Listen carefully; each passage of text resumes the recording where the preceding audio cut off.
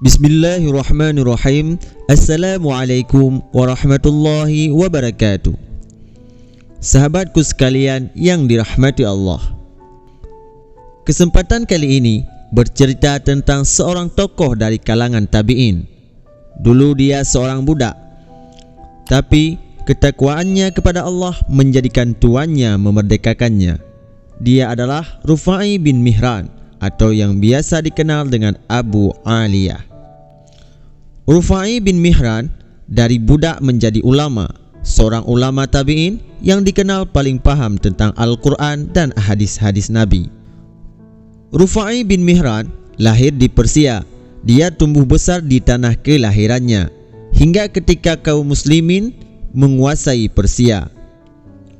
Rufai ikut menjadi tawanan, dia lalu menjadi budak. Rufai lalu hidup di tengah-tengah kaum muslimin. Sehari-hari dia bekerja membantu majikannya. Meskipun sebagai budak, dia tak pernah menerima perlakuan buruk. Sebaliknya, Rufai merasa lebih tenang dan damai hidup dalam naungan Islam. Rufai pun memilih untuk memeluk Islam. Sejak itu dia mulai mempelajari Al-Quran dan hadis-hadis Nabi. Di antara waktu bekerja, dia membaca ayat-ayat Al-Quran. Majikan Rufai sangat baik. Dia adalah seorang wanita dari Bani Tamim. Dia sangat senang karena Rufai sudah beriman. Bahkan Rufai tetap belajar ilmu-ilmu agama tanpa mengganggu waktu kerjanya. Hingga pada suatu hari Jumat, Rufai bersiap untuk melaksanakan solat Jumat. Dia mandi, berwudu dan berpakaian rapi. Sebelum pergi, dia meminta izin majikannya. Majikannya berkata, "Hendak ke manakah kamu, wahai Rufai?"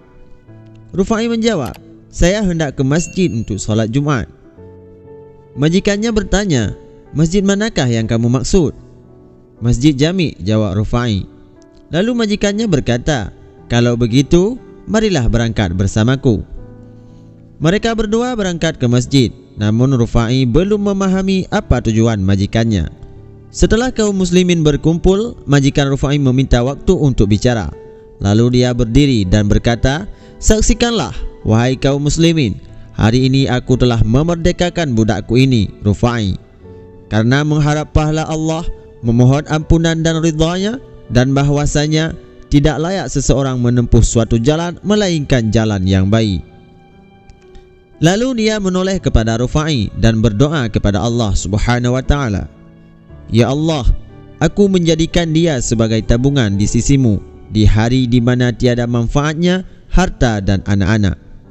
Rufai sangat terkejut mendengarnya. Tak disangka hari itu menjadi hari terakhir dia menjadi budak. Hari ini dia telah menjadi hamba yang merdeka.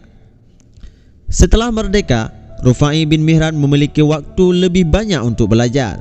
Dia beberapa kali pergi ke Madinah Al-Munawwarah. Di Madinah, Rufai sempat bertemu dengan Abu Bakar As-Siddiq sebelum sang khalifah wafat. Dia juga bertemu dengan Amirul Mukminin Umar bin Khattab, belajar Al-Quran kepadanya dan solat di belakangnya. Rufai juga belajar hadis dari para sahabat-sahabat Nabi. Rufai sangat bersemangat dalam menuntut ilmu. Dia tak hanya belajar hadis kepada para sahabat Nabi di Madinah.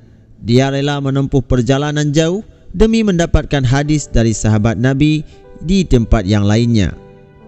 Karena kesungguhannya itulah dia menjadi seorang ulama. Kepada setiap muridnya, dia biasa menganjurkan muridnya untuk bersemangat dalam mencari ilmu. Beliau berpesan, "Sibukkanlah diri kalian untuk menimba ilmu dan perbanyakkanlah bertanya tentangnya. Ketahuilah bahwa ilmu tidak akan hinggap bagi orang yang malu dalam hal ilmu dan orang-orang yang sombong. Orang yang malu dia tidak mau bertanya karena malu. Orang yang sombong tidak bertanya karena kecongkakannya." Itulah teladan dari Rufai bin Mihran, seorang bekas budak yang menjadi ulama karena kesungguhannya dalam belajar dan menuntut ilmu. Demikianlah kisah Rufai bin Mihran. Semoga bermanfaat dan menjadi pelajaran bagi kita semua. Wabillahi taufiq wal hidayah. Wassalamualaikum warahmatullahi wabarakatuh.